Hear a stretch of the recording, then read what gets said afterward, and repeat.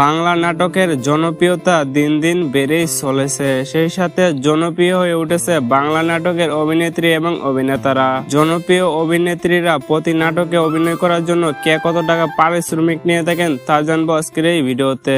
আর যারা আমার এই চ্যানেলে একদম নতুন তারা সাবস্ক্রাইব করে আমাদের ছোট পরিবারের একজন সদস্য হয়ে যান।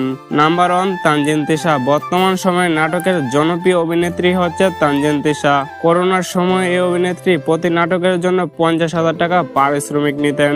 বিগত কয়েক বছর ধরে তানজিন তিশা নাটকে খুব কম অভিনয় করেন। তানজিন তিশা বর্তমানে প্রতি নাটকের জন্য 80,000 থেকে 1 লক্ষ টাকা পারিশ্রমিক নিয়ে থাকেন।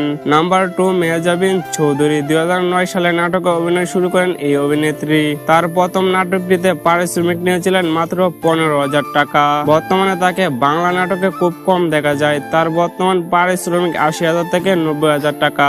আর বর্তমানে বাংলা নাটকে অভিনেত্রীদের মধ্যে মেহজাবিন চৌধুরী পারিশ্রমিকের দিকে অনেকটা এগিয়ে রয়েছেন। নাম্বার 3, তাসনিয়া ফারিন। পূর্বের তুলনায় নিজেকে অনেকটা এগিয়ে নিয়ে গেছেন এই অভিনেত্রী। শুরুতে তাকে প্রতিটা নাটকের জন্য পারিশ্রমিক দেওয়া হতো 20 থেকে 25,000 টাকা। তবে বর্তমান সময়ে টাকা অঙ্ক বাড়িয়ে 50,000 থেকে 60,000 টাকায় নিয়ে এসেছেন। নাম্বার 4, কেয়া পায়েল। বর্তমানে নাটক জগতের সেরা একজন অভিনেত্রী হচ্ছে কেয়া পায়েল। শুরুর দিকে এই অভিনেত্রীকে যতই দিতেন তাতে অভিনয় করতেন এই অভিনেত্রী।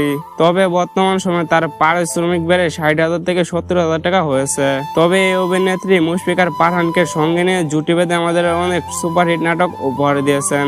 যেমন তাদের কিছু সুপারহিট নাটক বন্ধন, বলো না আমায়, শুধু তোমার জন্য।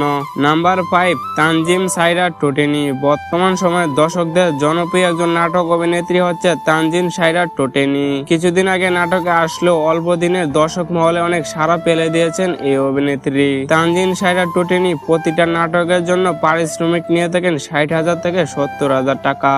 নাম্বার 6, জান্নাতুল সুমাইয়া হিমি। বাংলা নাটক দেখেন জান্নাতুল সুমাইয়া হিমিকে চিনেন না এমন কোনো মানুষ খুঁজে পাওয়া যাবে না। কারণ নাটক জগতের সেরা জুটি হলো জান্নাতুল সুমাইয়া হিমি আর নীল আলমগীরের। তাদের দুজনের জুটিতে আমাদের দর্শক মহলে অনেক সুপারহিট নাটক উপহার দিয়েছেন।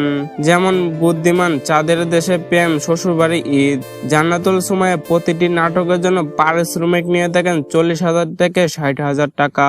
তো বন্ধুরা, এই অভিনেত্রীদের মধ্যে আপনার পছন্দের অভিনেত্রী কে তা কমেন্ট করে জানাবেন। আর আমার চ্যানেলে নতুন হয়ে থাকলে অবশ্যই সাবস্ক্রাইব করে দিবেন।